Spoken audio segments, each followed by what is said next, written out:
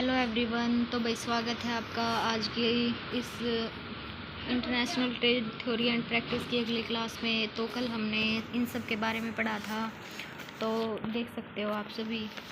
और आज हमने कल फ्री ट्रेड और प्रोटेक्शन के बारे में वैसे तो पढ़ लिया था, लेकिन उसके जो एडवांटेज डिसएडवांटेज ये बचे हुए थे।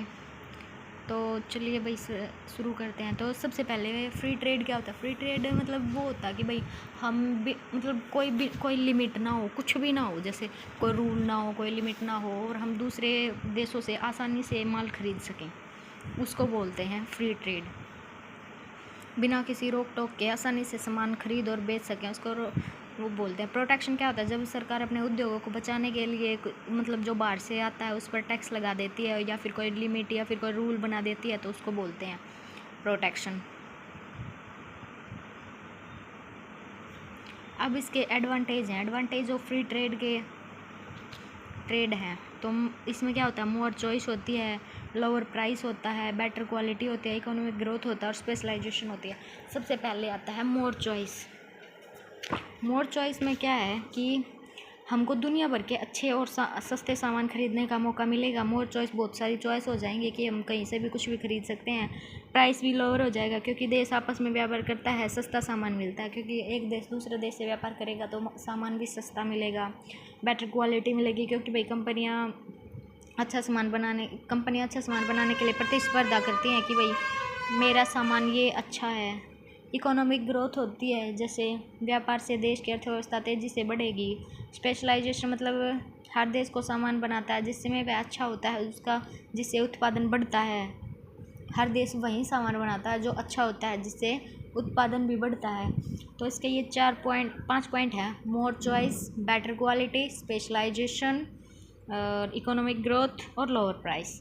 प्राइस भी कम होगा, इकोनॉमिक ग्रोथ होगी और मोर चॉइस भी होंगी और स्पेशलाइजेशन भी होगा और बेटर क्वालिटी भी होगी। ठीक है।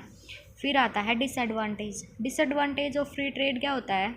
जैसे लोकल बिजनेस होते हैं उनको हार्म्स होगा, अनएम्प्लॉयमेंट होगी, डिपेंडेंसी होगी, एक्सप्लॉयटेशन होगा। तो देखो, लोकल बिजनेस को हार्म्स कैसे होगा? विदेश से सस्ता सामान आने से छोटे देसी व्यवसाय बंद हो सकते हैं, क्योंकि भाई जो छोटे छोटे व्यवसाय हैं, जैसे छोटी छोटी फैक्ट्री वगैरह हैं, उनको तो लॉस ही होगा ना, क्योंकि उनका सामान तो लोग नहीं खरीदेंगे, और जो बाहर से आएगा सस्ता सामान उसकी तरफ ज़्यादा अट्रैक्ट होंगे। फिर अनएम्प्लॉयमेंट होगा, क्योंकि अगर वो बंद हो जाएंगी तो इससे अनएम्प्लॉयमेंट ही होगा, क्योंकि उसमें जो मजदूर काम कर रहे हैं उनको काम नहीं मिलेगा अगर कंपनी अच्छे से नहीं चले, बंद हो जाएगी। तो डिपेंडेंसी क्या होती है? अगर हम पूरी तरह से दूसरे देश पर निर्भर हो जाते हैं तो मुश्किल हो सकती है, क्यों? अगर हम ये हो जाए कि हम सारा सामान दूसरे देशों से खरीदते रहें तो हमें मुश्किल हो जाएगी। एक्सप्लॉयटेशन क्या होता है? कभी कभी गरीब देशों से सस्ते मजदूरों का शोषण किया जाता है। शोषण हो सकता है, जो छोटे थे मजदूर वगैरह हैं उनका शोषण हो सकता है।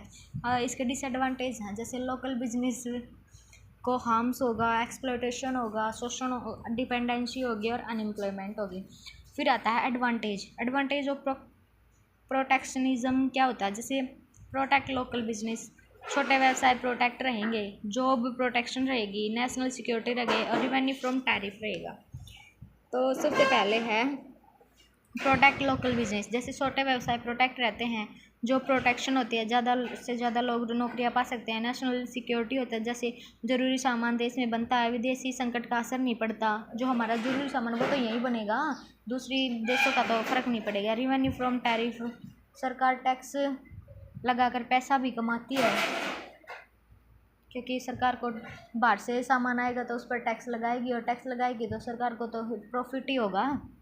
फिर है डिसएडवांटेज इसके: हायर प्राइस हो जाएंगी, लिमिटेड चॉइस हो जाएंगी, लेस कंपटीशन हो जाएगा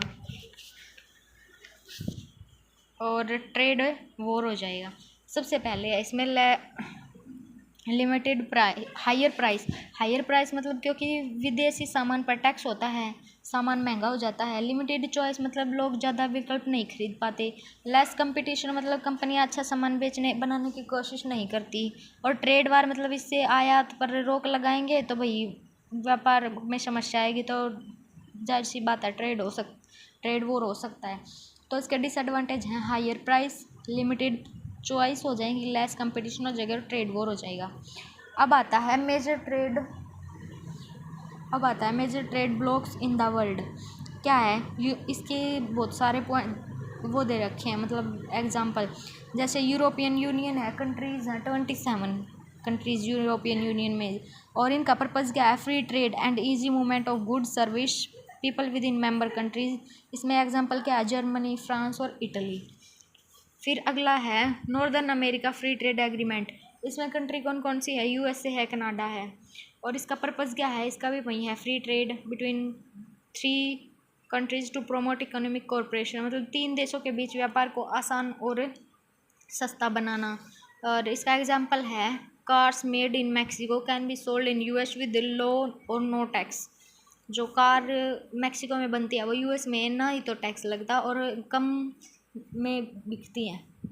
फिर है association of south east Asian nation, जैसे कंट्रीज जिसमें है 10 कंट्रीज हैं फ्रॉम साउथ एशिया, जैसे इंडोनेशिया, मलेशिया और थाईलैंड। इनका पर्पज़ क्या है, promote free trade and economic growth in south east Asia, मतलब आपसी व्यापार बढ़ाना और आर्थिक विकास करना, इनका ये पर्पज़ है।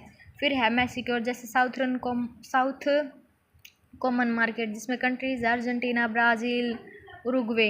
इसका पर्पज़ क्या है, promote free trade and movement of goods in south Africa, दक्षिणी देशों के बीच में व्यापार को आसान बनाना, ये इसका मोटिव है। और पांचवा African continental free trade area, जिसके कंट्री हैं 54 अफ्रीकन कंट्रीज शामिल हैं। इनका पर्पज़ क्या है, make trade between African countries and boost economic development, जैसे ओमान और ब्राह्मण। फिर आता है टैरिफ रिटेलिएशन। टैरिफ रिटेलिएशन क्या होता है, जब एक देश का सामान इम्पोर्ट मतलब आयात करने पर टैक्स बढ़ता है। जब हम देखो कोई दूसरा सामान आदमी आएगा हमारे यहाँ सामान बेच ले, तो अगर हम उस पर टैक्स लगा देंगे तो वो भी तो कुछ ना कुछ करेगा। टैरिफ रिटेलिएशन ये होता है कि वो तो कुछ ना कुछ करेगा, तो वो क्या करेगा, तो वो दूसरे देश जवाब में अपने आयात पर टैक्स बढ़ा देगा कि भाई उधर जा रहा है तो टैक्स लगेगा। ठीक है, अगर हम उस पर टैक्स लगाएंगे तो वो भी तो हम पर टैक्स लगा सकता है, ये थोड़ी ना है कि वो चुप रहेगा। फिर इसके बाद आता है चेन रिएक्शन ऑफ रिटेलिएशन, जैसे वन कंट्री इंक्रीज टैरिफ तो दूसरी कंट्री भी बढ़ा देगी, ऐसे ही फर्स्ट फिर बढ़ाएगी तो दूसरी फिर बढ़ा देगी, ऐसे ये चलता रहेगा। फिर आता है कंसिक्वेंस ऑफ टैरिफ रिटेलिएशन, क्या होता है, goods become expense because of higher tax, product cost more. अगर गुड बिकम एक्सपेंसिव, जो सामान है वो महंगा हो जाएगा, अगर टैक्स लगेगा तो सामान सिंपल सी बात है भाई महंगा होगा। फिर इकोनॉमिक ग्रोथ स्लो डाउन, अगर less trade affect the economically negatively, जो कम व्यापार होता है ना वो हमारी इकोनॉमी को अफेक्ट करता है। फिर बैड रिलेशन हो जाएंगे, क्योंकि अगर हम उस पर टैक्स लगाएंगे वो भी हम पे टैक्स लगाएगा तो हमारे रिलेशनशिप तो देखो ख़राब होगा ही। फिर आता है लोकल इंडस्ट्रीज अफेक्ट, जो छोटी छोटी इंडस्ट्रीज़ हैं वो भी वो होंगी, क्योंकि कंपटीशन बढ़ जाएगा, क्योंकि दे फेस लेस कंपटीशन। फिर है इसके effect of trade barrier economic, जैसे पॉजिटिव इफेक्ट और नेगेटिव इफेक्ट। पॉजिटिव इफेक्ट क्या है, जैसे protect local industries, create job, promote industrial growth, government revenue, reduce dependence on foreign goods.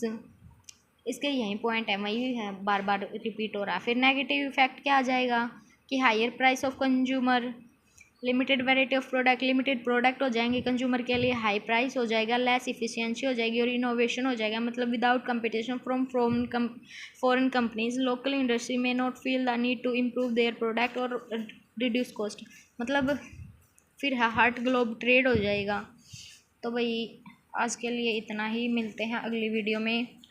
अगर वीडियो अच्छी लगे तो चैनल को सब्सक्राइब करना, वीडियो को लाइक करना, ज़्यादा से ज़्यादा शेयर करना, और इसके बाद बस 1-2 टॉपिक ही बचता है, फिर ये यूनिट कंप्लीट ही हो जाएगी। वो टॉपिक मैं आपको कल करा दूँगी कल की वीडियो में, फिर जैसे 2 या 3 दिन में आपकी 1 यूनिट कंप्लीट हो ही जाएगी मेरे अकॉर्डिंग, ठीक है।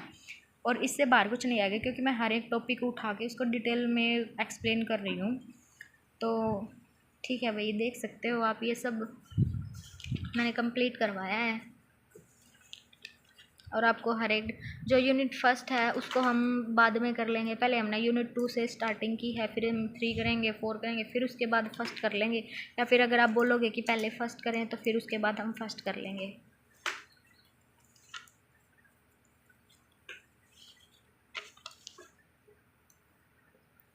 तो भाई चलिए मिलते हैं अगली वीडियो में, तब तक के लिए धन्यवाद।